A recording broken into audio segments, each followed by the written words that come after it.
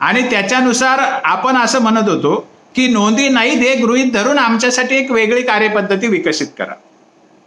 मग त्याच्यासाठी काय असू शकतं, तर आता सुद्धा 2012चे जे नियमावली आहे जातीचे प्रमाणपत्र देण्याची, त्याच्यामध्ये एक तरतूद अशी आहेच 4(3) मध्ये की ज्याच्यामध्ये नोंद नसेल तर कशा पद्धतीने प्रमाणपत्र द्यावं जातीचं हे लिहिलेलंच आहे.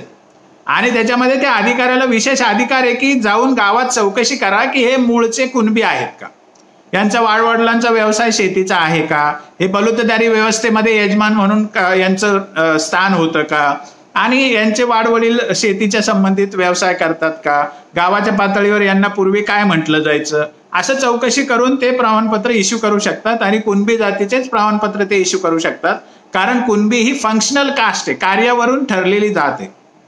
जसं धोबी, कुंभार, न्हावी या फंक्शनल कास्ट असतात, त्यांचा व्यवसाय काय याच्यावरून ठरलेले असतात. माळी ही फंक्शनल कास्ट आहे, तसे कुणबी ही सुद्धा एक फंक्शनल कास्ट आहे. म्हणजे शेती संबंधित पूर्वापार परंपरेने ज्यांचे वाडवडिलाचे व्यवसाय होते ते कुणबीकीकरण आहे असं म्हणायचं. बलुतेदारी व्यवस्थेत त्याला यजमानाचं स्थान होतं म्हणून त्याला कुणबी हे नाव होतं. गावाच्या रचनेत त्याला कुणबी म्हटलं जायचं. त्यामुळे हा कुणबी समाज आहे हे प्रत्यक्ष सामाजिक स्तरावर दिसतं. दुसरा मुद्दा असा की 1881 ची जनगणना जी आहे त्या जनगणनेमध्ये असं एक वाक्य लिहिलं आहे, लोकसंख्या पण सांगितलेली आहे की निव्वळ कुणबी हे फक्त हैदराबाद राज्यामध्येच सापडतात. म्हणजे मराठवाड्यात निव्वळ कुणबी आहेत, बाकी ठिकाणी तरी लेवा कुणबी किंवा मराठा कुणबी किंवा कडबा कुणबी असे वेगवेगळे कुणबी आहेत. विदर्भामध्ये मराठा कुणबी आहे, जसे पश्चिम महाराष्ट्रामध्ये म्हणजे मुंबई इलाक्यात मराठा कुणबी म्हटलं जायचं, पण मराठवाड्यामध्ये हैदराबाद संस्थांमध्ये शुद्ध कुणबी निव्वळ कुणबी सापडतात असं लिहिलेलं आहे. आणि त्याची लोकसंख्या पण दिलेली.